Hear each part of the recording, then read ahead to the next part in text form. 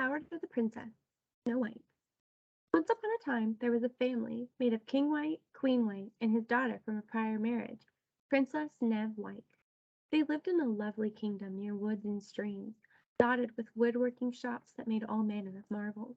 One day the king set off on a worldwide tour to care for soldiers wounded in battle. With the king away, the queen took over all royal duties and public appearances. This included arts events, hospital openings, speaking engagements, ribbon cuttings, parades, races, charitable work, photo shoots, state dinners, the works. At first it was fun. However, as time went on, the queen realized people were more interested in what she looked like than what she did. Headlines included Best Dressed List, is our queen on it? And the rather more unkind, The Queen's Dress Disaster, what was she thinking? Emerald is a young person's color. Eventually, the time the queen once spent preparing speeches, she instead spent poring over magazines. The time the queen once spent researching key causes, she instead used to sample lotions and potions with labels such as Ageless Serum, Wrinkle Evaporator, Skin Perfecto, and Blemish Blaster. And instead of arriving early to an event, the queen took extra time to talk to her reflection in the mirror. Mostly, she said mean things to herself, so much so that one day her mirror broke in protest. The queen had seen an advertisement for a new-fangled truth-telling magic mirror. Fair as Fortune, it was called. It talked to the user and told it generous compliments.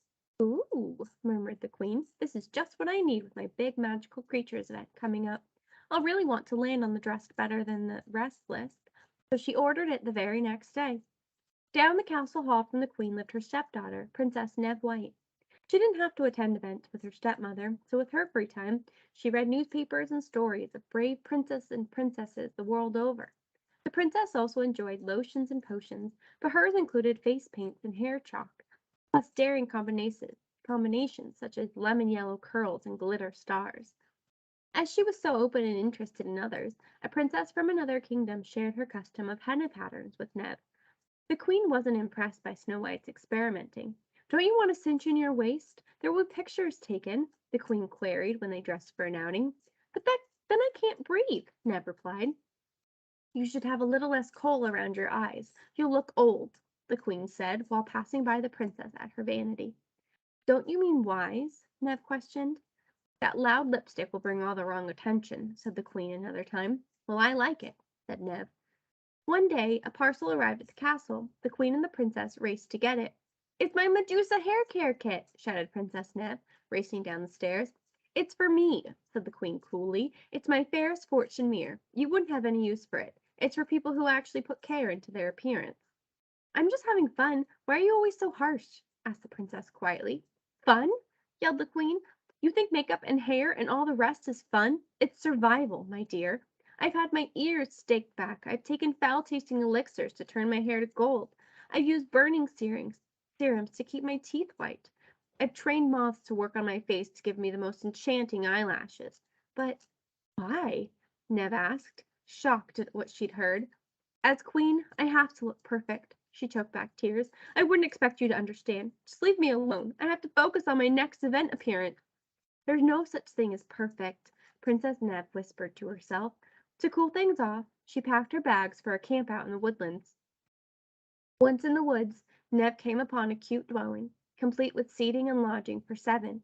Thinking it an inn, Princess Neve began making herself at home, and even lay down for a nap. When she awoke, Princess Neve discovered it was not an inn, but instead a boarding house for gnomes. 7, to be exact.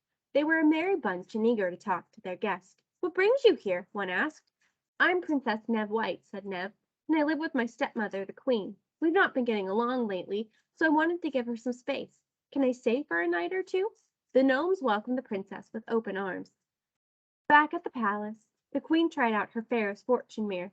Good day, said the mirror. What can I reflect for you? Oh, I wish to know how I compare to all the other queens, the queen fretted. Am I thin enough? Bright enough?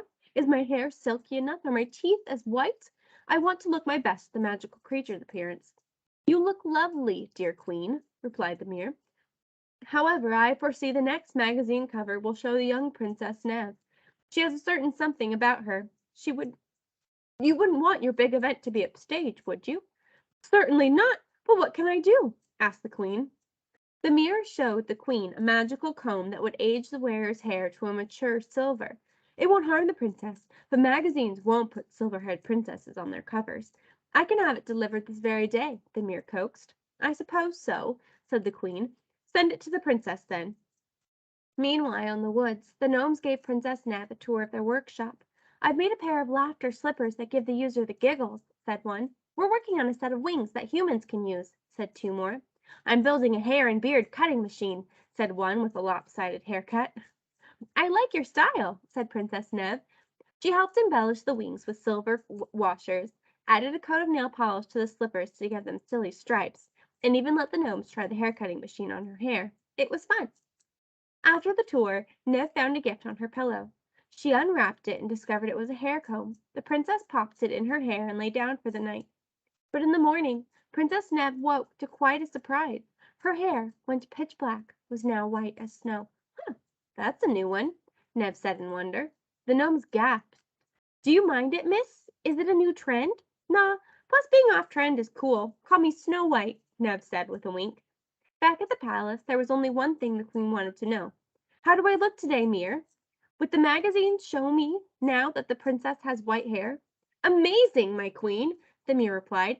However, it seems the young princess has embraced her new do. She's even made up a funny nickname, Snow White. The magazines will probably run with that. Seriously? The queen sighed. How am I ever going to capture and keep public favor when Snow White turning every head? Well, there is something you could do. What? Asked the queen eagerly. You could tuck her into a deep slumber, suggested the mirror, with some fruit from a charmed orchard. The young princess would be preserved like a doll in a glass case, totally unharmed, just asleep. If you want to reverse the spell, all you need to do is touch her forehead and say, "Rise and shine." How does that sound? Can you get such an apple, Mir?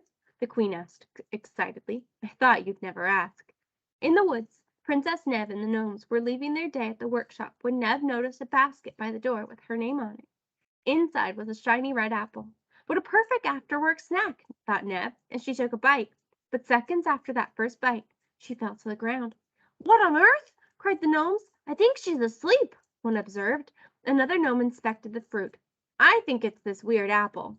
The gnomes carried Princess Neb back to their residence and laid her in the greenhouse.